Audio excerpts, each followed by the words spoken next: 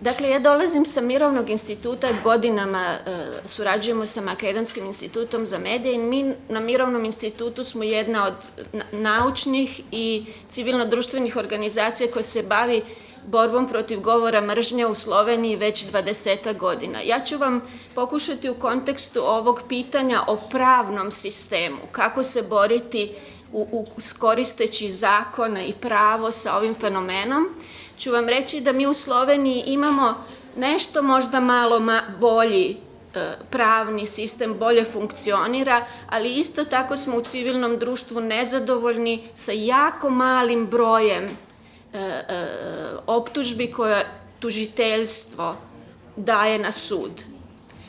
Reći ću vam kako mi to objašnjavamo. Prvo, naš ustav u Sloveniji kaže da je zabranjen svaki oblik podsticanja na mržnju. A onda imamo kazneni zakon koji se je mijenjao u članu koji govori o ovom kaznenom dijelu 3 puta u zadnjih 10 godina. I to najprije je bilo određeno da je zabranjeno podsticanje na mržnju na osnovu rasne i narodne pripadnosti,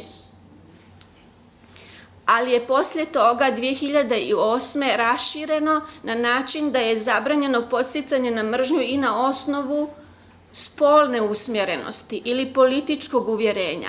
To prije nije bilo, a postojalo je puno govora mržnje protiv istospolno usmjerenih, dakle 2008. smo to raširili. Ali šta se onda dogodilo? 2011. se je definicija govora mržnje kao kaznenog djela u Sloveniji suzila. Ona sada obuhvaća mnoge manjinske grupacije i njihove osobne okolnosti, ali se suzila da se u Sloveniji sada zahtjeva u tom članu da mora postojati neposredna opasnost za napad na tu osobu ili za kršenje javnog reda i mira. Taj cijeli član u kaznenom zakonu se nalazi u poglavlju o ugrožavanju javnog reda i mira.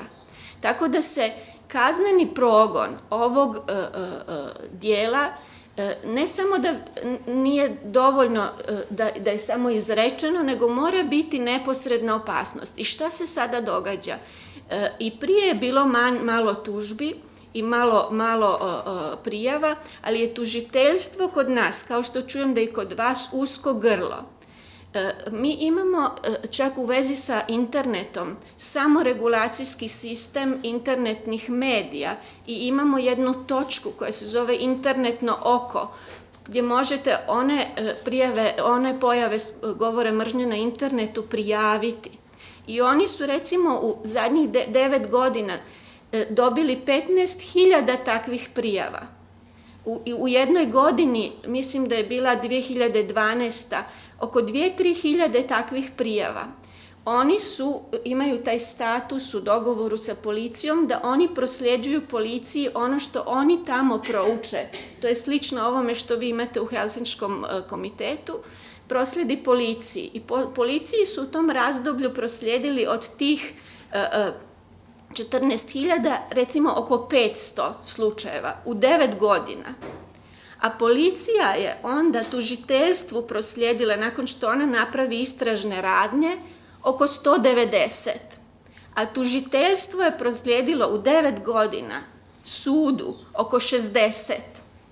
A izrečenih osuda je bilo 26.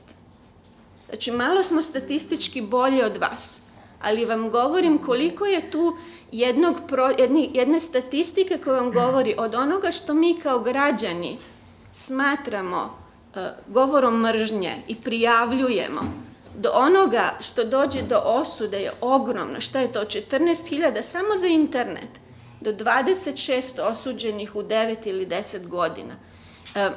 I mi smatramo, mnogi pravnici, kod nas je direktorica, doktorica prava i borimo se na zakonodavnom razini, ali još više sa osvještavanjem građana, da se ovaj član 297. mora promijeniti, jer on je na neki način i protiustavan, jer Ustav kaže svaki širenje, a oni kažu samo ono koje predstavlja neposredni prijetnju za javni red i mir i za tu osobu ili grupaciju.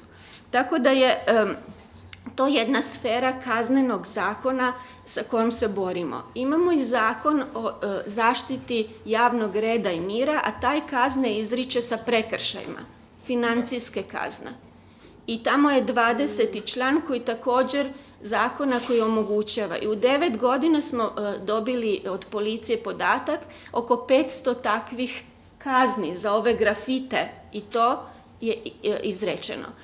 Mi se borimo zajedno sa našim ombudsmanom da se i internet smatra javnim prostorom. Znači ono što ne možeš raditi na ulici i onda ti izreknu globu po zakonu o javnom redu i miru, da važi i za internet. I to se postepeno policija počinje primjenjivati, nije se promijenilo u zakonu da stoji baš internet, ali oni su samo regulacijom to postigli. Zaboravila sam vam reći jednu važnu stvar, ne znam kako je to u Makedoniji. U kaznenom zakonu kod nas za ovo djelo koje je suženo da mora biti ugrožavanje javnog reda i mira, je jedan paragraf govori, kazna je 2 godine zatvora. Jedan paragraf iza toga govori da isto vrijedi i za odgovorne urednike medija, ako dopuštaju ovakvo širenje koje neposredno ugrožava život tih ljudi. A isto tako vrijedi za odgovorne urednike medija, čak i za internetne sadržaje, ako ih su mogli odstraniti. Sad, prijeći ću sa ovoga kaznenog i prekršajnog na medijsko zakonodavstvo. To ste spominjali i vi. Mi imamo tu zabranu govora mržnje u zakonu o medijima, ali ona uopće nema sankcija. Nema nikakve mogućnosti nitko da izrekne sankciju. Osim kada se radi o širenju govora mržnje preko oglasa. Tada postoji novčana kazna, recimo.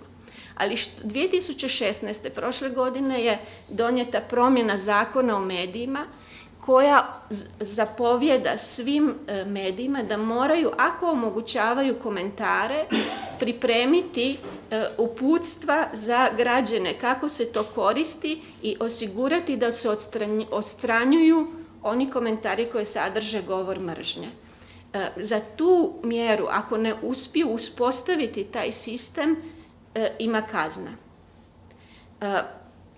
To je ministarstvo reklo da je to prvi korak, jer nije odmah htjelo izreći, dati u zakon da će se kazniti oni koji imaju te komentare, nego neka probaju prvo sa samoregulacijom, ako ne, onda će oni sljedeći promjenom zakona uvesti i to.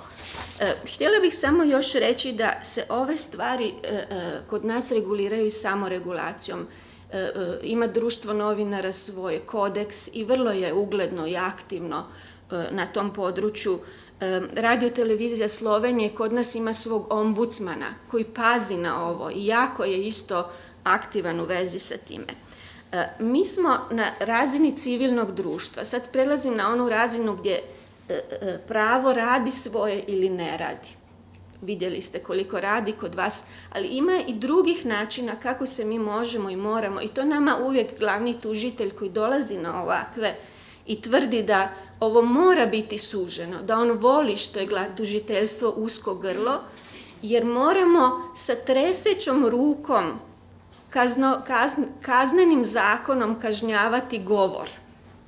Da to treba biti zadnje, da to trebaju biti najteži oblici, a ovo između toga, ispred toga, on vrati nama kritiku i kaže, a šta vi radite kao civilno društvo, ili vi kao profesori, ili vi kao političari, zašto svi gledate u mene i u sudove? I nama se općenito pokazalo da je politika, vjerojatno je to i ovdje, sav naš govor mržnje se generira iz politike. Kada je neko pitanje u parlamentu, tada je i na forumima, tada je i na grafitima. Znači, tamo isto treba biti doći do nekih promjena i svijesti i rada. I mi smo poduzeli jednu akciju, mi kao Mirovni institut, smo pokrenuli samo organizirano vijeće za odazivanje na govor mržnje. I unutra imamo civilno društvo, ombudsmana, umjetnike, profesore i mi zaprimamo pritužbe i građani nam javljaju prijave i mi se odazivamo i sami se odazivamo. Znate o čemu se tu radi? Tu se radi o građanskom demonstriranju da ni jedan napad neće proći bez javne reakcije. Ali zanimljivo je, tu mora doći do simbioze sa medijima, jer onda svaku ovu našu reakciju mediji prenose. Onda se to multiplicira i dobije se na važnosti toga. I mi smo u toj našoj akciji tome dali ime najbolji odgovor na govor mržnje je više govora, ne zatvora. Zatvor je isto važan, ali više moramo govoriti i osuđivati i osvještavati ljude šta je to oko čega se u Makedoniji kao građani koji hoćemo ovdje živjeti slažemo da nećemo to prihvatiti. To ne mora biti kažnjivo po kaznenom zakonu, ali je za nas kao društvo to neprihvatljivo. I oko toga su se organizirali ovi internetno oko i spletni mediji oko brisanja komentara. Imaju zajednički kodeks, ne samo jedan medij, svi ti spletni mediji koji su se u to uključili da će moderirati to i odstranjivati. Ne samo ovo što je kažnjivo, nego i uvredljive riječi i tako dalje. Znači, mi kao društvo se moramo samo organizirati. I reći ću vam sada na kraju još jednu ili dvije akcije u vezi sa tim. Kod nas vi ste bili tu na ulasku izbjeglica 2015. iz Sirije. Kod nas, mi smo bili već na izlasku prema ciljnim državama. I kod nas se razvio jedan strašan govor mržnje u vezi sa izbjeglicama, jer je postojala mogućnost da će oni kod nas i ostati. Vjerojatno je tu malo razlika, a i onako da znate da u Sloveniji nije idealno. Daleko od toga, pogotovo prema strancima i manjinama, je to teška tema. Ali razvili su se na ovim mrežama komentari neviđeno uvredljivi i tu se i policija time bavila i mi kao civilno društvo i ovaj vijeće za odazivanje. I dogodilo se da je od jedne političarke sestra objavila na svom javnom profilu Facebook napisala je da treba za izbjeglice tražiti na ulasku u Sloveniju krštenicu. Ako nemaju krštenicu, nisu kršćani, treba ih odbiti. Onda je jedan novinar katoličkog radija napisao ne krštenicu, treba ih dočekati sa mitraljezom i na nekoj razdaljini pucati. I šta se sad dogodilo? To je naravno počelo problematizirati naše vijeće i drugi novinari i dogodilo se to da je taj novinar koji je prethodno dobio novinarsku nagradu od desničarskog udruženja koje je kod nas pod pokroviteljstvom desničarske stranke, oduzeli su mu novinarsku nagradu, desničarsko udruženje novinara. Stranka SDS, to je ekvivalentno vašem VMRO, ona je izbacila toga člana i objavila da ga izbacila iz svog članstva. On je potpuno postao javno nepoželjna osoba u bilo kojim krugovima. Isto tako je sestra ove političarke zatvorila svoj profil i nigdje se ne pojavljuje. Ali nije samo to, to vam kažem kako se može društvo i organizacije političke, novinarske ispljunuti takav način ponašanja. Nego pored toga se je organiziralo anonimno, tako reći gerilsko udruženje ili pojedinci koji su formirali u to vrijeme na jednom društvenoj mreži za blogiranje Tumblr su formirali stranicu Zlovenija. Zlo i Slovenija. Zlovenija. I uzimali su te citate sa mreža protiv izbjeglica, govor mržnje, I pored toga su objavljivali od tih istih ljudi njihove slike sa djecom, jer na istim tim profilima su oni na ljetovanju, imaju dječicu, a onda objave užasne stvari protiv izbjeglica. I onda su pokazali, evo, ovo je Slovenija, ne? I onda se dogodilo to, ne bi se tu ništa dogodilo da nisu mediji, građani to širili. Cijela Slovenija je to vidjela. A ovi ljudi koji su se našli kao zlo, su onda počeli pisati ovom društvenoj mreži, molim vas, izvinjavamo se, nećemo nikad više, samo nas maknite sa toga. A neki su opet, ne znamo tko je to isprintao i cijela Ljubljana je bila oblijepljena na autobusnim stanicama sa tim slikama i citatima. Tako da su opet bili izopćeni, oni su se žalili policiji, informacijskom povjereniku da su njihova lična podaci zloupotrebljeni i ombudsman i povjerenik je rekao nije istina, to su vaši javni profili, na istom profilu ste objavili svoju djecu i te govor mržnje. Znači ako ste htjeli širiti ovo i ovo, sad imate posljedicu toga. Sama ta društvena mreža, ta web stranica je odlučila, nakon što su primili sva ta pisma od tih ljudi sa molbama, sad imate gore samo ta pisma i zatvorili su one fotografije i sve i napisali su ova web stranica nikad ne bi smjela postojati. Bilo bi najbolje da nikad nismo imali, mi imamo sve u arhivu, a sada javno ostaju samo ove isprike. I to je bilo zanimljivo spoznanje za nas koji se 20 godina na sudovima, u parlamentu, ovako okruglim stolovima, pišemo knjige.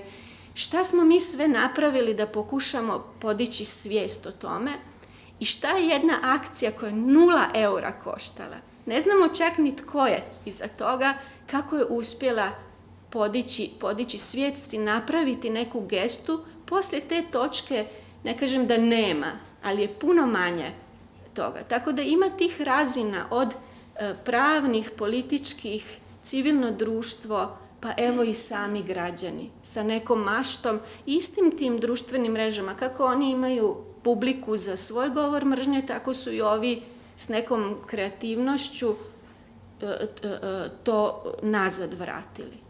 Pozdрави od moja strane i благодарност за покажаниот интерес, да дојдете да го слушнете, да слушнете презентацијата на анализата која што беше спроведена во периодот од февруари до јуни месец оваа година, при што накусо во интерес на времето јас ќе дадам некакво си објаснување со што се занимава анализата. Предпоставам некој од вас веќе имате прочитано. А потоа би поминале на дискусија по однос на темата која што е денеска предвидена. Значи, анализата во својата структура има воведен дел, потоа поими дефиниција за говор на омраза и понатака има дел анализа на третманот на говорот на омраза во законодавството на Република Македонија, во која што се дава преглед на законските решенија кои што постојат во Република Македонија, кои што се однесуваат, односно го третираат говорот на омраза. Тука е кривичниот закон во кој што се идентификува дека го инкриминира говорот на омраза во неколку членови, јас ќе ги прочитам само накусо, членот 137, 144 став 4, 173 став 2, 178, 179, 181, 319, 394 г. и 417 став 3. Карактеристично за овие членови што тие директно не се реферираат на говорот на омраза, туку го третираат омаловажувањето, подбивот, предизвикувањето омраза, забрануваат расизам, дискриминација и така натака. Другиот закон кој што исто така се однесува на говорот на омраза е Законот за спречување и заштита од дискриминација во членовите 5 став 4, членовите 7 и 9. Третиот закон е Законот за аудио и аудиовизуелни медиумски услуги во членот 48, за кој што е карактеристично што тој само го забранува потребата на говорот на омраза, меѓутоа не предвидува санкции за прекршителите, односно за оние кои што го користат или го промовираат говорот на омраза. И на крајот, иако не е закон, го анализираме Кодексот на новинарите Македонија, кој што во точката 10 на некој начин дава се обреке кон професионалните новинари како морална обврска да не го употребуваат говорот на омраза, меѓутоа исто така и во Кодексот не е предвидена санкција за оние новинари кои што користат говорот на омраза. И она што е друго карактеристично за Кодексот на новинарите, иако тој содржи одредби кои што се професионално, универзални и етички прифатливи, сепак оние новинари кои што не се членови на Сдруженијето на новинари кои што го изработиле Кодексот, можат да се повикаат дека не се обврзани да се придржуваат во својата работа на Кодексот. Следниот дел од анализата е дискусија како да поефикасни законски решенија, во склоп на која беа консултирани, односно беа направени интервјуа со повеќе експерти, суди, правници, представници на медиумите и адвокати, при што во таа дискусија, јас само онаку со неколку си поенти ке прочитам до кои што се дојде, во анализата нормално тоа е многу поекстензивно објаснето. Така што една од поентите е дека во Кривичниот законник не е доволно инкриминиран говорот на омраза, бидејќи не содржи еден конзистентен член кој што се однесува исклучиво на говорот на омраза, што претходно јас кога ги објаснував членовите од Кривичниот законник исто така го објаснив. Втора поента која што би сакал да ја истакнам, тоа е индиферентниот однос на обвинителството и судството. Сите ние сведоци сме дека во изминатиот период доста беше присутен говорот на омраза во јавниот и во медиумскиот дискурс, меѓутоа судската пракса е таква што до ден денеска не постои ни една правосилна пресуда за употреба на говор на омраза. Третата поента е препораката која што на некој начин ја дава соговорниците, тоа е дека се неопходни законски промени во кои што ќе се содржи дефиниција на говорот на омраза, односно кога ќе се пристапи кон измени и дополнување евентуални на Кривичниот законник, веројатно би требало и кога ќе се донесе член кој што го инкриминира и санкционира говорот на омраза, исто така и да се дефинира точно во законот што се подразбира под говор на омраза, што во секој случај не е голем проблем, со оглед на тоа колку се дефиниции постојат во однос на говор на омраза од различни меѓународни институции и правни субјекти. Следниот дел од анализата всушност представува еден емпириски дел во кој што го нарековме случајот Миленко Неделковски, парадигма на еден медиумски реалитет.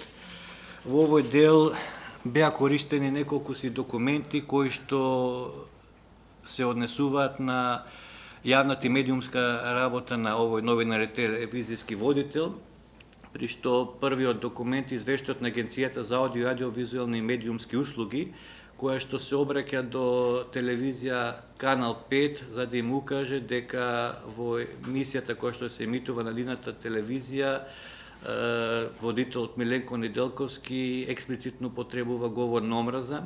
Вториот документ е одговорот на Канал 5 на овој извештај од Агенцијата за аудио и аудиовизуелни и медиумски услуги, чија суштина на одговор се сведува на тоа дека емисијата на Миленко Неделковски е надворешен проект во со кој што телевизијата не ги споделува и не се согласува со изнесените ставови, а во оние делови каде што е употребен говор на омраза, тие го прикриваат тонскиот дел со високофреквентни сигнали. И третиот документ кој што се анализира во овој дел од анализата е одговорот на Комисијата за заштита од дискриминација за постапување против телевизија Канал 5, а набарен и испратен од Агенцијата за аудио и аудиовизуелни медиумски услуги, во кој што Комисијата одговара, односно се прогласува за ненадлежна да постапува по предмети за говор на омраза и таа на некој начин на укажувањето од агенцијата одговара дека не гледа дека тука има говор на омраза, туку едноставно клевет и навреда за која што засегнатите страни својата правна сатисфакција треба да ја побараат на суд. Значи, на крајот имаме уште два дела од анализата, тоа се заклучок и препораки. Заклучоците дел од нив ќе ги прочитам исто. Значи, во кривичниот законник, говорот на омраза не е доволно јасно инкриминиран, затоа што не е предвиден како засебно кривично дело. Меѓутоа, и покрај тоа што не се содржи еден конзистентен член, што ќе го возможи ефективното гонење на говорот од омраза, ваквата фактичка состојба не може да биде оправдување за непостапувањето на јавното обвинителство и судството.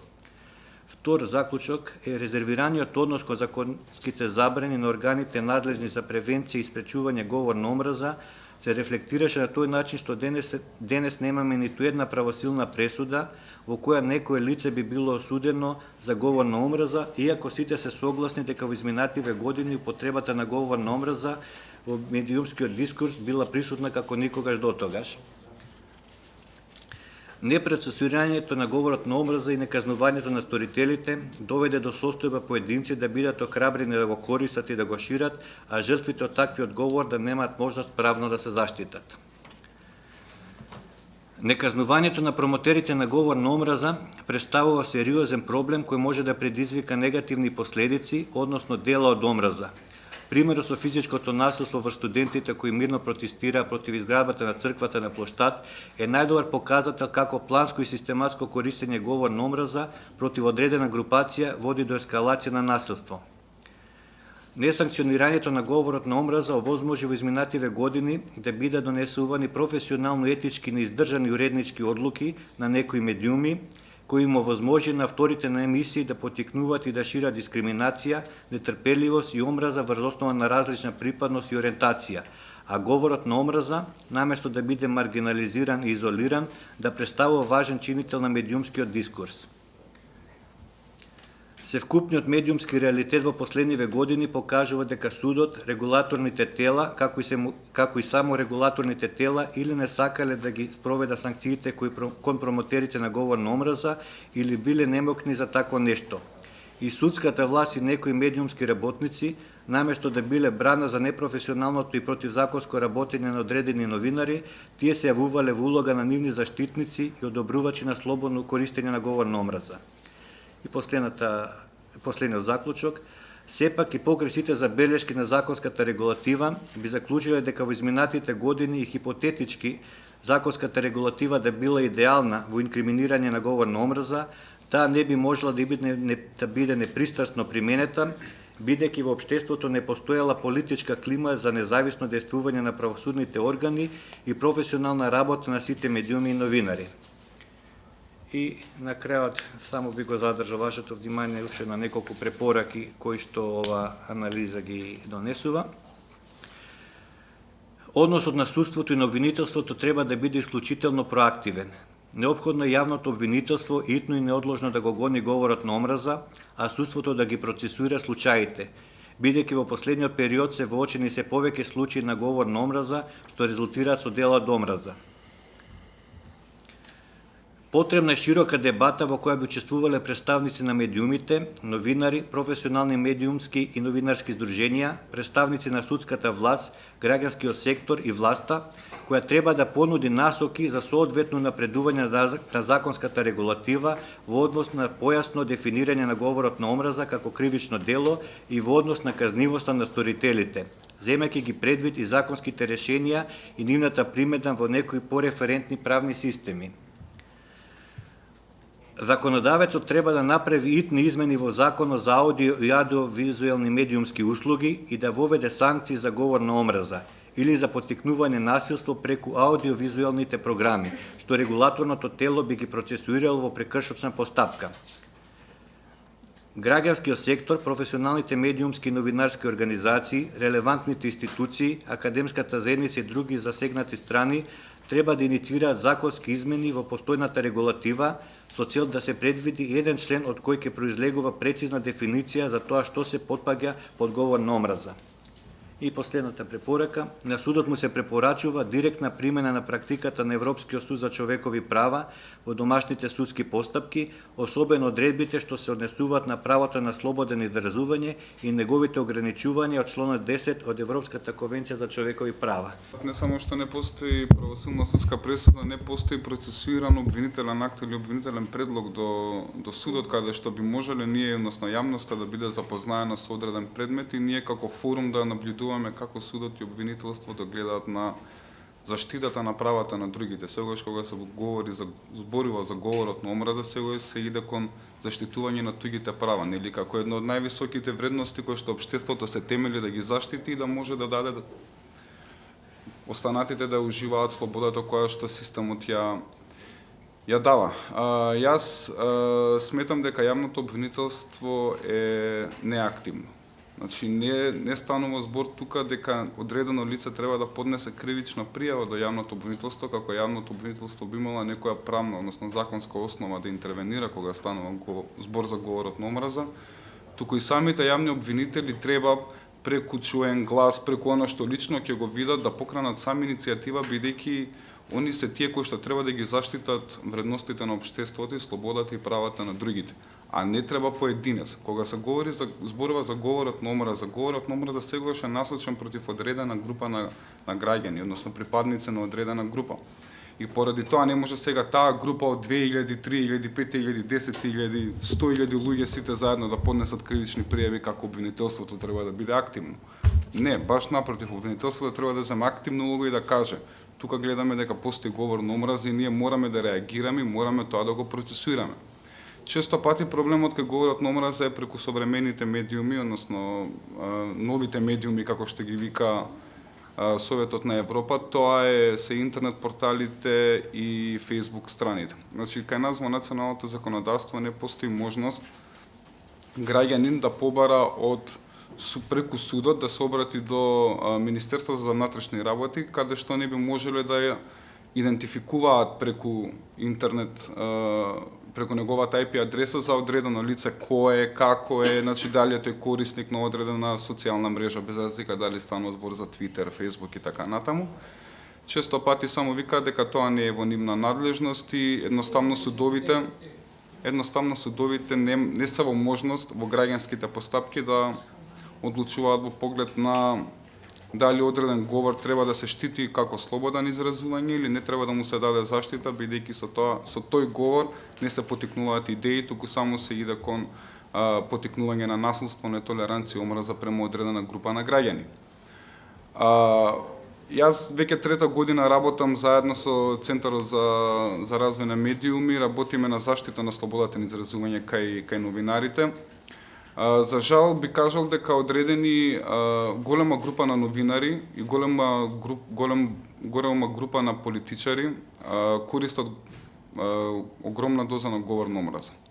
И тоа ќе биде се така се додека кај нас јавното обвинителство не преземе соодветни чекори. Значи, колку во јавноста подолг временски период се остава да се користи одреден говор, степен на говор, толку веќе тој станува вообичаен при секојдневната комуникација, без разлика дали станува збор за новинари, политичари или граѓани. Кога некој гледа дека друг не е санкциониран, автоматски смета дека неговото право на слободен изразување и на мисла е исто како и на тој претходниот и он продолжува со истата реторика и со истата динамика. Тоа мора во најскоро можен период да се искорени од страна на јавното обвинителство, активно да се пушти, постојат обуки кои што ги обучуваат самите суди и самите јавни обвинители како да препознаат говор на омраза. Се сложувам со анализата на Ненад дека домашното законодавство апсолутно треба да се промени. Ние за жал не можеме да знаеме во која насока треба да се промени, бидејќи не сме имале предмети и пракса, па сега да кажеме до сега беше вака, гледаме дека ова е некомпатибилно, не може, сега треба од оваа насока да се гледа.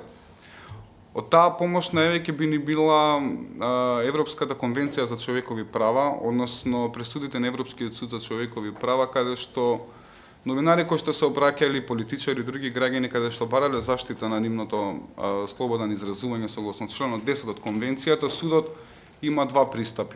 Прво го гледа пристапот дали тоа некој говор кој што ужива заштита согласно конвенцијата. Зошто?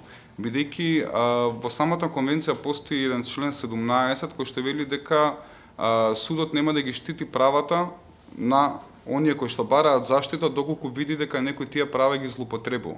Во поглед на слободата на изразување, каде што ќе види Европскиот суд за човекови права дека навистина постои злоупотреба на говорот, не им дава заштита и тие ги одбива како неосновани. Постои обемна судска пракса и извор на правото од страна на Европскиот суд за човекови права, каде што домашните домашните органи можат да едноставно да црпат од таму и да знаат. Значи говорот на омраза не е само искажано мислење, говорот на омраза е секоја форма. Значи и пишана, непишана, преку вандализам, преку боење на згради, уметнички слики и така натаму. Постојат повеќе видови на говор на омраза кои што меѓу другото се заштитени во домашното законодавство, но одредени форми не се наштитени, например негационизмот. Ние немаме некое кривично дело во домашното законодавство кој што го штити негационизмот. Негационизмот се подразбира дека ние преку преку слободата на изразување упатуваме говор на омраза кој што е едноставно негираме одредени факти.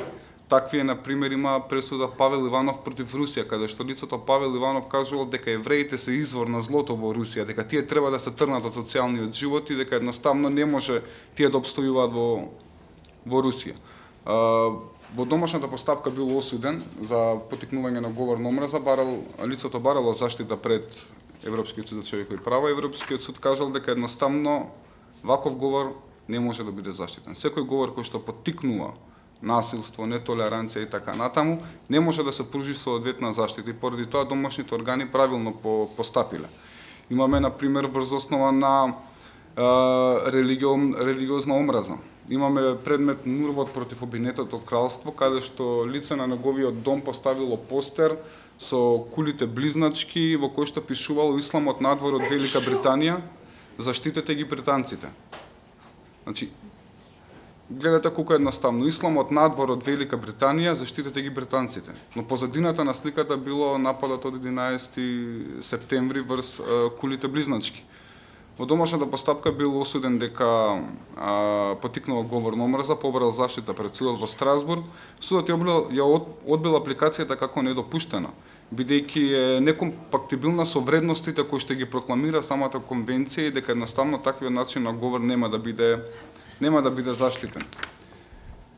Понатаму имаме интересен случај кој што е Вейделанд и други против Шведска. Вейделанд и другите против Шведска, тоа е еден интересен случај каде што во високите средни училишта во Шведска се дистрибуираат флаери од страна на одредена група на млади лица, каде што содржината на флаерите била дека хомосексуалноста била девијантна сексуална наклонетост, имала морален деструктивен ефект кон општеството и била причина за ширење на ХИВ, односно AIDS вирусот. Апликантите се бранеле дека немале намера да изразат непочитување према хомосексуалците како група, туку дека нивната активност, односно цел била само да се покрене една јавна дебата во Шведска, бидејќи образовниот систем не обрнал доволно внимание во поглед на сексуалната образованост. Европскиот суд за човекови права кажал дека ваквата содржина создава сериозни предрасуди и обвинувања и дека истите, иако не се директен упат на омраза, сепак можат да поттикнат омразувачки дејства према одредена група на маргинализирана група во тоа општество. И тука смета дека самата држава Шведска со нејзината интервенција во слободата на изразување на апликантите ги заштитила правата на другите. Во самата анализа Ненад покренува едно добро прашање, вика каде завршува слободата на изразување, каде почнува говорот на омраза. Има еден интересен случај за навреда, тоа е Рујак против Хрватска. Кај Рујак против Хрватска се работи за воени лица, каде што едно воено лице на друго лице му упатува навредливи зборови, и меѓу друго, во тие навредливи зборови се упатува и на религиозна определеност на мајката на кој што се испраќаат тие навредливи зборови. Пред судот во Страсбург се бранил дека он само си кажал своје мислење и дека слободата на изразување мора да му биде заштитена. Судот во Страсбург вика дека не може одредени класи на говор, како што е развратен и непристоен говор, да имаат улога во изразување на идеи. Поентата на слободата на изразување е да се покренуваат дебати од прашања за јавен интерес. Се што е надвор од јавниот интерес веќе навлегува во сферата на правата на другите. Меѓу другото, поттикнување на говор на омраза и создавање на нетолеранција помеѓу одредена група на луѓе. Така да сето она што представува како пренесување на идеи или пренесување на мислења и права се кај слободата на изразување застанува тогаш кога со говорот ќе се поттикнат одредени действија кои што ќе бидат насочени кон омраза на одредени групи. Како представник на Хелсиншкиот комитет можам да кажам дека ние повеќе од 3 години работиме на областа на говорот на омраза и во рамките на таа работа мониторираме она што се случува во јавната сфера, односно она што се забележува како говор на омраза во јавноста. Можам да кажам со сигурност дека говорот на омраза со невиден замав се прошири особено во последните неколку години. Најчесто под капата на една црна пропаганда, која што се одликува со националистички идеи, со нетолеранција, со омраза кон маргинализираните групи и слично, која што доведе до невидена појава на говорот на омраза пред се во јавната сфера и тука, како што напомена претходно Лазар, би ги вклучила особено социјалните мрежи, кои што се најчестата основа каде се затекнува говорот на омраза. Покрај заклучоците кои што Ненад ги потенцира, кои што се постигнати со оваа анализа, целосно се согласувам со она што тој го констатира, меѓутоа би сакала и да дополнам неколку клучни моменти. Еден таков момент е кои се важните настани во општеството кои го провоцираат говорот на омраза. Од она што ние го имаме забележано, тоа се пред се настани кои се случуваат во домашната сфера, меѓутоа во македонското општество, меѓутоа и настани кои што се случуваат на меѓународната сцена. Така во Република Македонија би издвоила неколку настани, например политичката или општествената криза која што се случи во последните неколку години, која што провоцираше невидени размери на говор на омраза пред се врз политичка припадност, односно политичка афилијација, меѓутоа исто така и врз етничка основа или националност. Од нашите следења на говорот на омраза во јавниот простор имаме воспоставено една платформа говорнаомраза.мк на која што ги регистрираме пријави на граѓаните или пријави на млади волонтери кои што активно следат говор на омраза. Од скорешните пријави кои што ги имаме во изминатите неколку години постојат 3 основи кои што најчесто доминираат како основи за говор на омраза и тоа се токму етничката припадност, политичката припадност или афилијација и сексуалната ориентација и родовиот идентитет. Еве, например, во втората половина од 2016 година ние имаме регистрирано 136 случаи на говор на омраза, кои што се појавиле или на јавни настани, односно на протести, на јавни собири, на изразувања говори на политичари или пак во медиумската сфера, меѓутоа и говор на омраза кој што се појавува во коментари на социјалните мрежи, односно на Facebook и на Twitter, како провоцирани од одредени медиумски написи кои што биле објавени. Од почетокот на 2017 година до сега имаме регистрирано 46 пријави и повторно ни сите овие пријави како главни основи се појавуваат тие 3 кои што ги спомнав претходно. Она што можам да кажам да го потврдам со сигурност е тоа што Лазар го спомна претходно, дека јавните обвинителства се целосно неми кон говорот на омраза. За тоа посведочува, ние редовно се обраќаме до јавните обвинителства и до основните судови за постапки кои што се водат врз основа на некои од членовите во кривичниот законник, кои што содржат гонење на говор на омраза. И резултатите што ги добивме се навистина поразителни, а тоа е дека во текот на 2016 година нема ниту една постапка пред јавните обвинителства за говор на омраза, а во основните судови има само еден случај пред Основниот суд 1 во Скопје, за кој што се уште нема правосилна судска пресуда, односно предметот е 2 пати вратен од Висшето јавно обвинителство, па се уште се чека да започне и судската постапка. Ќе ви објаснам понатаму, тоа беше случај против Миленко Неделковски, како што претходно спомена, дека тоа е една парадигма во медиумската сфера, бидејќи личност која шири толку говор на омраза не се соочува со апсолутно никаква казна за искажаните зборови во јавност и за предизвикувањето на сета омраза и насилство во јавниот простор. Имаме регистрирано исто така и неколку случаи каде што говорот на омраза директно провоцирал дела од омраза. Тоа ќе ви го покажам и во примерите, во сликите кои што ги ги донесов со мене, така што во најголем дел се случува да самиот говор на омраза предизвика дела од омраза во Република Македонија и тие понатаму се многу ретко гонети или разоткриени од страна на полицијата или јавните обвинителства. Ние во рамките на една активност имавме предвидено состаноци со јавни обвинителства со цел да го дискутираме говорот на омраза како општествена појава и како правен феномен кој што воопшто не се гони. Можам да кажам дека се соочивме со навистина сериозни проблеми да воопшто и ги закажиме тие состаноци со сите јавни обвинителства низ Република Македонија. Предпоставувам кај јавните обвинители постои некој отпор да се дискутира на оваа тема. Од оние неколку состаноци кои што ги одржавме, заклучивме дека јавните обвинителства речиси не го препознаваат говорот на омраза како таков, односно не препознаваат каде завршува слободата на изразување, а каде почнува говорот на омраза, како што споменавме која е една танка линија, меѓутоа сепак постојат механизми за да се разграничи и за да се санкционира говорот на омраза. Она што е исто така интересно е што не постои судска пракса во Република Македонија врз која што би можеле да се базираат понатамошни процесуирање на случаите на говор на омраза, а праксата на Европскиот суд за човекови права, за која што Лазар претходно говореше, е апсолутно неприменлива или дури непозната за македонските правосудни органи. Јас би сакала на кратко само да презентирам неколку слики кои што ние ги имаме регистрирано и кои што сметаме дека содржат говор на омраза. Неколку од нив се скорешни во последните неколку години, некои од нив се постари, меѓутоа можам да ви објаснам за точно какви ситуации станува збор.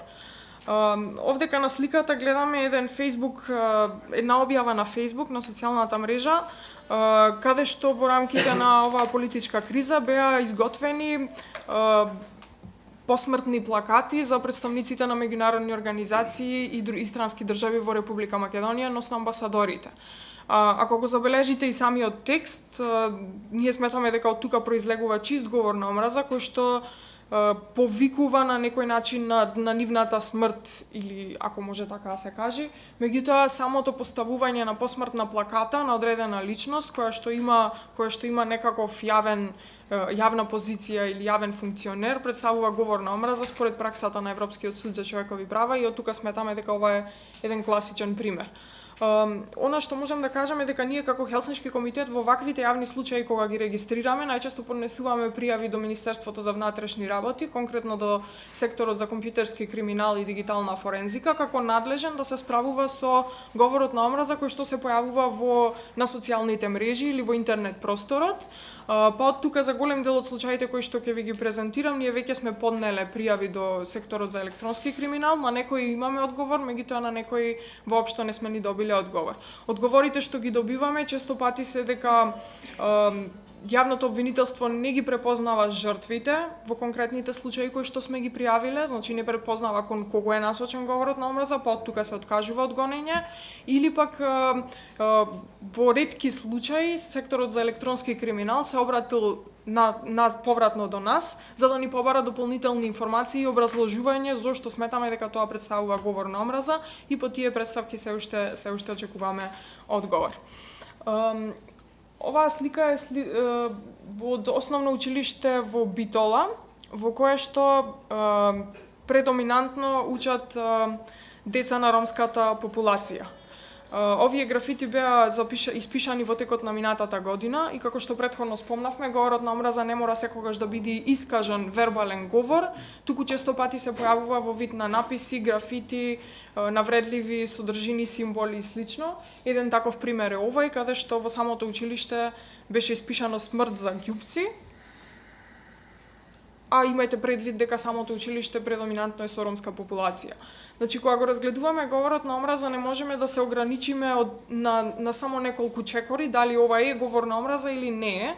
При разгледувањето на самите случаи неопходно е да се земат неколку елементи во предвид, а тоа е контекстот, намерата на сторителот кој што го изразил тој говор на омраза, како и негативните последици кои што може да ги предизвика. Во конкретниот случај се содржат сите три елементи и тука нема некоја дилема дали ова воопшто представува говор на омраза или не, бидејќи повикува на смрт на една маргинализирана група, односно на ромите во Република Македонија. Оваа слика е малку постара. Објавена е на Плюс 24, интернет портал во Република Македонија и гласи "Педофилија на геј парада", стравична снимка која ги покажува целите на хомосексуалната идеологија. Бидејќи не сакав да ги изложувам повторно да ги изложувам таквите ставови тука пред вас, меѓутоа статијата која што следеше на овај наслов беше навистина ужасна и низ целиот текст се провојуваше говор на омраза. Мислам дека тука нема потреба да анализираме зошто ова представува говор на омраза и она што би сакала да напоменам е дека оваа објава се однесува на геј парадата која што се одржувала во Бразил. Значи нема никаква врска со македонскиот контекст или со македонското општество, туку ваквиот текст е намерно изваден од контекст и презентиран во македонската јавност за да наметни еден друг тип на идеологија и да предизвика нетолеранција, негативни чувства и омраза кон ЛГБТ и заедницата во Република Македонија. Ова е една скорешна слика која што ја пронајдовме на Facebook објави. Исто така следи како резултат на отворањето на Министерот за култура на ЛГБТ и Прайд викендот, кој што се случуваше сега скоро. Така да покрај низата на негативни коментари кои што ги проследивме на таквите објави на медиумите, ова беше еден дел од нив. Она што би сакала тука на кратко да напоменам и што го имавме како случај во последно време е одговорноста на самите медиуми кон коментарите со говор на омраза на нивните интернет, на нивните веб портали и дури на нивните Facebook профили кои што изобилуваат со говор на омраза на некои предизвикувачки наслови. Дури и се случило да самиот медиум објави статија која што не содржи говор на омраза, меѓутоа темата која што ја обработува е чувствителна за јавноста и од тука говорот на омраза е провоциран во самите коментари на објавата. Ние сметаме исто така постои пракса на Европскиот суд за човекови права дека медиумите имаат одговорност да ги отстрануваат коментарите со говор на омраза во рамките на нивните објави, бидејќи тоа понатаму предизвикува дополнителен говор на омраза, а во одредени случаи и дела од омраза. Така што ние секогаш апелираме, дури понекогаш ги контактираме самите медиуми или интернет портали да се грижат за коментарите на нивните профили или веб страни. Ова беше постер кој што беше објавен во 2015 година во Крива Паланка, претпоставувам случајот е познат за многу од вас. Постерот беше објавен како повик за протест. Самиот постер содржи говор на омраза во него покрај повикот против исламизација, исто така самите верски објекти кои што се пречкртани на дното на постерот представуваат говор на омраза. Значи говорот на омраза може да се јави и чисто како негирање на одреден верски символ или слично. Така што платформата против говор на омраза во која што членуваме имаше јавна реакција против ваквиот постер и беше проследено до секторот за електронски криминал за да се повлече од Facebook, да се повлече од јавноста и да не провоцира понатаму дополнително говор на омраза. Ова е една објава на Миленко Неделковски, како што кажав претходно, за овој конкретен случај Хелсиншкиот комитет има поднесено и кривична пријава во соработка со други организации. Овој пост беше објавен непосредно по нападот на кафулето Дамар во Стара Чаршија, каде што ЛГБТ и Центарот за поддршка го прославуваше својот роден ден. Може да забележите од самиот текст дека тука Миленко се обидува на некој начин да го оправдува нападот врзен на маргинализирана група која што се соочила со насилство и претходно. И дополнително во понатамошни постови дополнително и провоцираше на слични такви напади во иднина. Кривичната пријава за овај настан е поднесена непосредно по самата објава, значи кон крајот на 2014 година. Меѓутоа до ден денес се уште немаме правосилна пресуда. Напротив, беше 3 пати вратено од јавното обвинителство и сега повторно се наоѓа во рацете на основно јавно обвинителство откако беше вратено од висше јавно обвинителство.